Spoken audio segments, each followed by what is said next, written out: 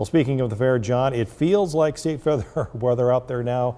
It's a hot one. It is. And thankfully for the fair, it is going to be much cooler. So there's that cool down head of the way. It is in the weather headlines. We aren't going to see that, however, for this weekend. So you got to just really buckle down and really plow through this heat that's going to be continuing for today, the rest of today, tomorrow, and even to start off next week. Even some storm chances, mainly in northern Iowa. That's where we're going to be looking at a better chance. Not so much for central Iowa, but Algona, it's clear right now.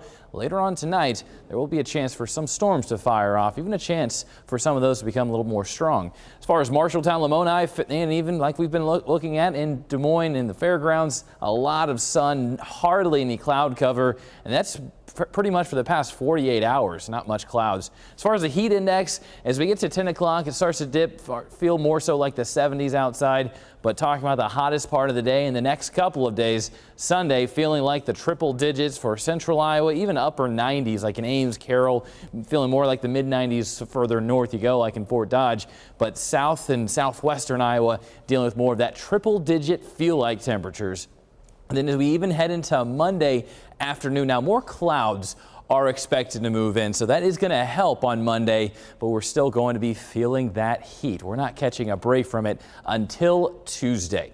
Now, as we look a zoomed out view over the Midwest, further north, some of those storms firing off in more central and northern Minnesota. We are clear of that, but that's going to change for parts of the state. As we go into later on tonight around 10 o'clock, it doesn't take long for some of those storms to dip further south right along the Iowa-Minnesota border by 10 p.m. and then dips further south into parts of northern Iowa. And like I said, there's going to be a chance for these to be strong. They could be packing a punch, but they're not going to be lasting long. Once we get to 2 a.m., they really fizzle out. They lose their energy. The heat is really the driving force with those as far as the more intense storms. So once we lose that, they're going to start to diminish.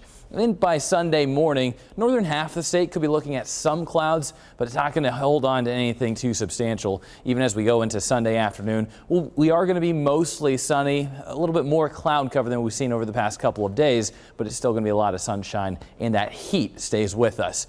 But going into the rest of Sunday night into Monday morning, still a chance for some isolated showers, again for northern Iowa and eastern Iowa possibilities, mainly central, southern and southwestern, and even mainly off to the west of I-35, staying dry until we start talking about Monday afternoon and Monday evening. There will be a chance for some more showers and thunderstorms. Now, that's going to be primarily further north, but it is going to be dipping a little bit further south into parts of northern Iowa, which is why it is on the 8-day forecast. But as far as after Monday going to Tuesday, a big drop in those temperatures. We're going to be waking up in the low 60s already by Wednesday, staying in the low 80s for our highs, even upper 70s by Thursday. That comfortable cool down, it's going to be here and then last as we get into next weekend.